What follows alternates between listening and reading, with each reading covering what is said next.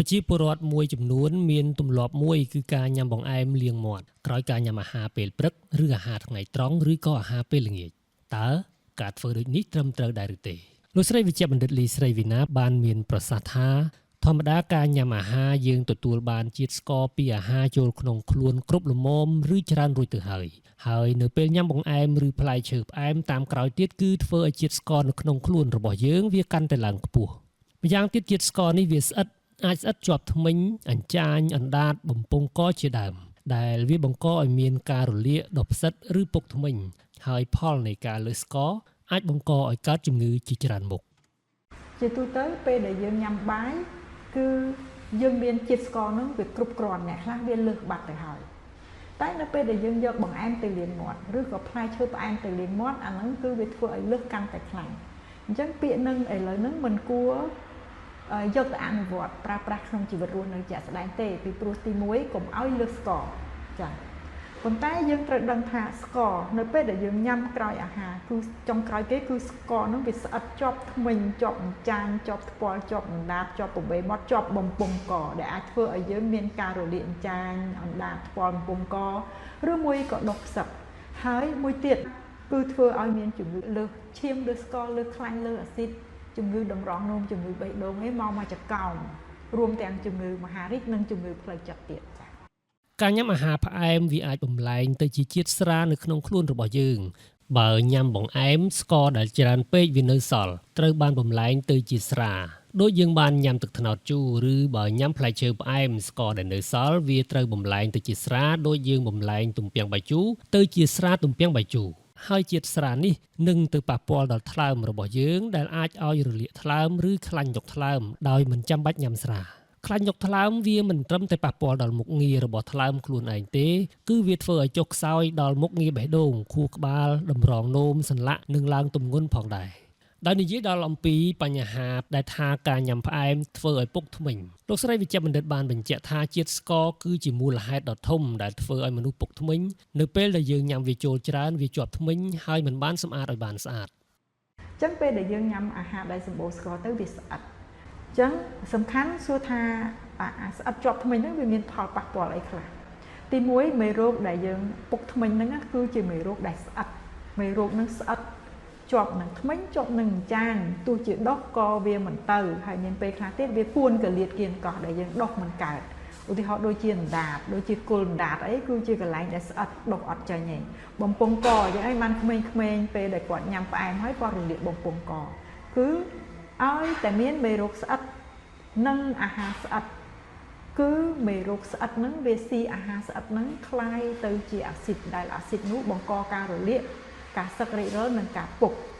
ពាក្យថាលាងមាត់គួរតែជាការសម្អាតមាត់ឲ្យស្អាតក្រោយការញ៉ាំប៉ុន្តែបង្អែមលាងមាត់មិនត្រឹមតែមិនធ្វើឲ្យមាត់ស្អាតប៉ុណ្ណោះទេប៉ុន្តែថែមទាំងធ្វើឲ្យមានកាកសំណល់ប្រឡាក់ស្អិតជាប់មាត់ធ្មេញបន្ថែមទៀតដូចនេះគួរបដូរទស្សនៈបែបនេះបញ្ចប់អាហារដោយការផឹកទឹកស្អាតឬអាចញ៉ាំបាននៅប្រភេទផ្លែឈើមួយចំនួនដែលមានស្ករតិចហើយវាក៏អាចជួយសម្អាតដល់ធ្មេញរបស់យើងលោកស្រីវិជ្ជបណ្ឌិតលីស្រីវីណាបញ្ជាក់ថាដើម្បីបដូរទម្លាប់នេះបានគឺដំបូងត្រូវបដូរការគិតរបស់ខ្លួនឯងត្រូវដឹងថាតើមានជំងឺអ្វីខ្លះដែលកើតឡើងដោយសារការលើសស្ករមួយវិញទៀតប្រសិនបើពុំអាចបញ្ឈប់ការញ៉ាំបង្អែមឬផ្លែឈើផ្អែមក្រោយអាហារបានគឺគួរបន្ថយបាយនិងមុខម្ហូបផ្សេងទៀតដែលមានស្ករខ្ពស់ឧទាហរណ៍ថាញ៉ាំបាយកន្លះចានហើយញ៉ាំបង្អែមបន្តិចបន្តួចក្រោយបាយទៅតាមទម្លាប់ឬបើថាញ៉ាំផ្លែឈើដូចជាទុរេនឬស្វាយទុំត្រូវញ៉ាំជាមួយបាយតែម្ដងដោយបន្ថយបាយហើយបន្ថយផ្លែឈើឲ្យវាអាចឆ្អែតនៅក្នុងពេលតែមួយលោកស្រីបន្ថែមថាក្រោយការញ៉ាំគួរញ៉ាំបន្លែដូចជាត្រសក់ការ៉ុតតាមក្រោយ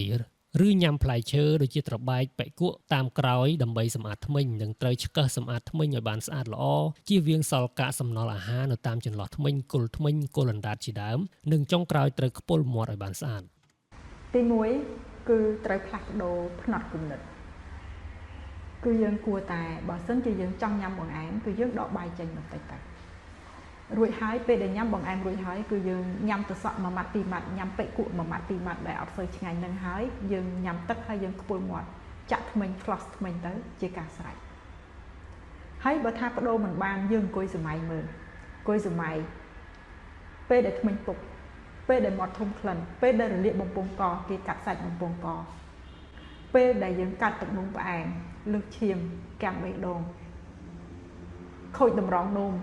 ដូរកលៀនលាងឈាមយើងអង្គុយសម័យមើលតែបន្តិចទៅថាតើយើងអាចប្រឈមនឹងជំងឺទាំងអស់នឹងបានឬអត់ចា៎ហើយបើសិនថាគ្រាន់តែឲ្យញ៉ាំដែរតែញ៉ាំតិចតួចហើយក្រោយពេលញ៉ាំយើងត្រូវសម្អាតធ្មេញដោយវិធីនេះខ្ញុំយល់ថាវាមានការលំបាកក៏ប៉ុន្តែបើយើងចង់ឆ្ងាញ់ហើយមានសុវត្ថិភាពគឺកែប្រែតែបន្តិចគឺយើងអាចនឹងឆ្ងាញ់ផងមានសុវត្ថិភាពផងចា៎ហើយអញ្ចឹងមួយទៀតមានវិធីមួយទៀតដែលយើងអាចញ៉ាំផ្លែឈើផ្អែមឬក៏បង្អែមខ្លះនៅក្នុងពេលអាហារតែមួយហ្នឹងគឺជាទូទៅបើសិនជាខ្ញុំញ៉ាំទុរេនគឺខ្ញុំដាក់ចូលទៅក្នុងបាយមានន័យថាញ៉ាំដកបាយចេញខ្លះទៅហើយដាក់ទុរេនចូលមកដើម្បីថាធ្វើម៉េចកុំឲ្យលើសពីមួយចានហ្នឹងរួមទាំងបាយរួមទាំងទុរេនហ្នឹងគឺវាមានចំនួនវាស្មើគ្នាហើយពេលដែលយើងញ៉ាំវាមុនញ៉ាំបាយម្ដងញ៉ាំទុរេនម្ដងឬយើងញ៉ាំ buffet អញ្ចឹងឬមួយក៏យើងទៅជប់លៀងអីម្ដងម្កាលមានពេលខ្លះញ៉ាំបាយឆ្អែតហើយទៅញ៉ាំនំហើយមកញ៉ាំម្ហូបវិញមកញ៉ាំផ្លែឈើវិញអញ្ចឹងយើងញ៉ាំតាមរបៀបក៏លុកវាចូលគ្នាវិញដើម្បីឲ្យវាឆ្អែតក្នុងពេលតែមួយហើយមិនឆ្អែតលើសចំនួនហើយចុងបញ្ចប់គឺយើងអត់មានអីស្អិតជាប់ធ្មេញជារួមការញ៉ាំបង្អែមលាងមាត់មិនគួរធ្វើនោះទេហើយបើយើងមិនអាចឈប់បានគួរអនុវត្តវិធីដែលអាចជួយខ្លះត្រឡប់ទៅវិញដោយដែលលោកស្រីវិជ្ជបណ្ឌិតលីស្រីវីណាបានជម្រាបជូនពីខាងដើមលោកស្រីបន្ថែមថាការយល់ដឹងពីរបបអាហារដើម្បីការពារកុំឲ្យពុកធ្មេញឬកើតជំងឺទាំង8មុខដូចបានរៀបរាប់ពីខាងលើ